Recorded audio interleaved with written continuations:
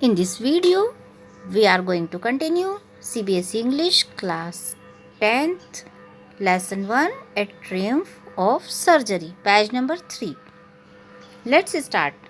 At the surgery, the household dogs surged round me. Means surgery में घर के कुत्ते मेरे आसपास उमड़ने लगे. Tricky looked down at the noisy pack with dull eyes and when put down, lay motionless on the carpet. और tricky उस शोरगुल वाले समूह को बिल्कुल सुस्त आंखों से देखता रहा और जैसे ही मैंने उसे नीचे रखा तो वह कारपेट पे बिल्कुल सुस्त होके बिना हिला डुले लेट गया. The other dogs, after sniffing round him for a few seconds, यानी दूसरे कुत्ते उसके चारों ओर उन्होंने कुछ सेकंड्स के लिए जब उन्होंने सूंघा, decided he was an uninteresting object and ignored him. तो उन्होंने डिसाइड किया कि ये तो एक अनइंटरेस्टिंग चीज़ है, यानी इसमें उनको कोई इंटरेस्ट नहीं आया और वो इसकी उपेक्षा करके दूर हो गए. I made up a bed for him in a warm loose box next to the one where the other dogs slept. और मैंने ट्रिकी के लिए एक गरम ढीले से बक्से में बिस्तर बनाया और उसको वहाँ रखा जहाँ दूसरे कुत्ते सोते थे. For 2 days, यानी 2 दिन तक. I kept an eye on him. मैंने उस पे नज़र रखी. Giving him no food but plenty of water. मैंने उसे कोई भी भोजन नहीं दिया लेकिन बहुत सारा पानी पिलाया. At the end of the second day, यानी जब दूसरा दिन समाप्त होने वाला था, he started to show some interest in his surroundings. उसने अपने चारों ओर के वातावरण में दिलचस्पी दिखाई. And on the third और तीसरे दिन he began to whimper when he heard the dogs in the yard. और जब उसने तीसरे दिन दूसरे कुत्तों की आवाज़ें सुनी तो वह भी उछल कूद करने लगा. When I opened the door, और जैसे ही मैंने दरवाज़ा खोला, Tricky trotted out and was immediately engulfed by Joe. तो ट्रिकी उछल के बाहर आ गया और उसे तत्काल जो, the grey hound and his friends, तो जो शिकारी कुत्ते और उसके मित्रों के द्वारा घेर लिया गया है ना, यानी सारे डॉग्स ने इसको चारों ओर से घेर लिया. After rolling him over and thoroughly inspecting him, यानी उसके ऊपर लुढ़कने और उसका पूरी तरह निरीक्षण करने के बाद, the dogs moved of down the garden. कुत्ते बगीचे की ओर चल दिए. Tricky followed them. ट्रिकी ने भी उनका पीछा किया. Rolling slightly with his surplus feet, और थोड़ा सा मोटेपन में लुढ़कते लुढ़कते ट्रिकी भी उनके साथ गया. लेटर दैट डे, उस दिन के बाद में, I was present at feeding time, मैं भोजन के टाइम पे उपस्थित था.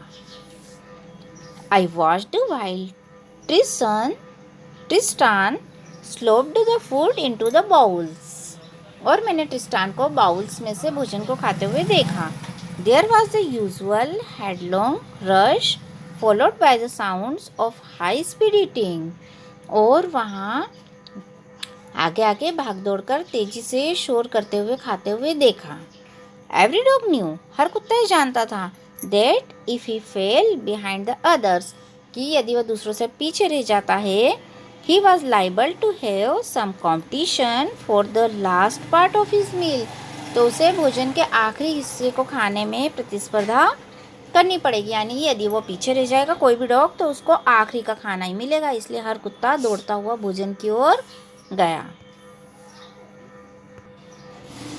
देखिए, आप इस पिक्चर को आप देख पा रहे होंगे कि ये सारे डॉग्स जो दौड़ रहे हैं भोजन के लिए, उनके पीछे ट्रिकी भी दौड़ लगा रहा है. छोटा सा बच्चा है, धीरे धीरे चल पा रहा है, लेकिन फिर भी वो भी भोजन के लिए आगे बढ़ रहा है.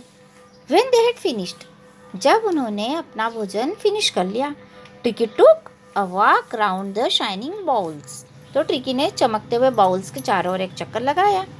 Looking casually inside one or two of them, और वो कभी एक को कभी दूसरे को चाट रहा था. Next day, an extra bowl was put out for him and I was pleased to see him jostling his way towards it. तो मैंने दूसरे दिन मीन्स नेक्स्ट डे से मैंने एक एक्स्ट्रा बाउल उसके लिए बाहर रख दिया था और मैंने उसे उसकी ओर झटके से भागते हुए देखा और मैं खुश था। फ्रॉम देन ऑन, यानी इसके बाद आगे से। हिज प्रोग्रेस वॉज रैपिड, उसने बहुत तेजी से प्रोग्रेस करी। He had no medicinal treatment of any kind, यानी उसको किसी भी प्रकार का कोई भी मेडिकल ट्रीटमेंट नहीं दिया गया था, यानी उसको कोई भी दवाई नहीं दी गई थी। But all day he ran about with the dogs, लेकिन वो पूरा दिन कुत्तों की ओर दौड़ता रहा। Joining in their friendly screamings, और वो उनके साथ जो मस्ती में जो हम धक्का मुक्की करते हैं उसमें वो भी शामिल होता गया। He discovered the joys of being bowled over, और वो बाउल के लिए झपटने में भी अब उसको मज़ा आने लगा। Tempted on and squished every few minutes, यानी कुछ ही क्षणों में उसको सारी चीज़ें बहुत अच्छी लगने लगी। He became an accepted member of the gang, यानी वो ये जो गैंग थी, कुत्तों की जो गैंग थी, उसका एक पसंद किया जाने वाला सदस्य बन गया। An unlikely silky little object among the shaggy crew, fighting like a tiger for his share at meal times and hunting rats in the old hen house at night. और अब क्या होता है कि जब ये उस गैंग का मेंबर बन गया तो एक नापसंदीदा सा रेशमी छोटी वस्तु जो झबरों की मंडली थी, उसमें जब भोजन का समय होता तो ये भी शेर की तरह, चीते की तरह वहाँ पे झपटता। और ये सारे कुत्ते रात में मुर्गियों के बाड़े में चूहों का शिकार करते। अब इसकी लाइफ में भी ये सारी चीज़ें, ये सारे एंजॉयमेंट आ गए। He had never had such a time in his life, और उसने ऐसा समय उसके जीवन में कभी नहीं बिताया था। All the while, Mrs. Pumphrey hovered anxiously in the background. और पूरे समय जो मिसेस पम्फ्रे थी वो लगातार बुलेटिनों के लिए चिंतित रहती। Ringing a dozen times a day for the latest bulletins, और वह लेटेस्ट बुलेटिन्स के लिए एक दिन में दर्जनों बार फ़ोन लगाती। दर्जन मीन्स लगभग 12 बार फ़ोन लगाती थी वो। रिंगिंग यानी फ़ोन लगाना। I dodged the questions about whether his cushions were being turned regularly or his correct coat worn according to the weather, यानी मैं उनके प्रश्नों के बारे में कि उसके ट्रिकी के कुशन नियमित रूप से बदले जा रहे हैं या नहीं, उसको मौसम के अनुसार कोट पहनाए जा रहे हैं या नहीं, ये सारे प्रश्नों के उत्तर देने में मैं उनको चकमा देता रहा। But I was able to tell her that the little fellow was out of danger. लेकिन मैं उनको ये ज़रूर बताता था कि वो जो छोटा सा बच्चा है वो अब खतरे से बाहर है। And convalescing rapidly, और आरोग्य लाभ ले रहा है, यानी तेज़ी से वो उसके स्वास्थ्य में प्रोग्रेस हो रही है। We will continue this chapter in my next video.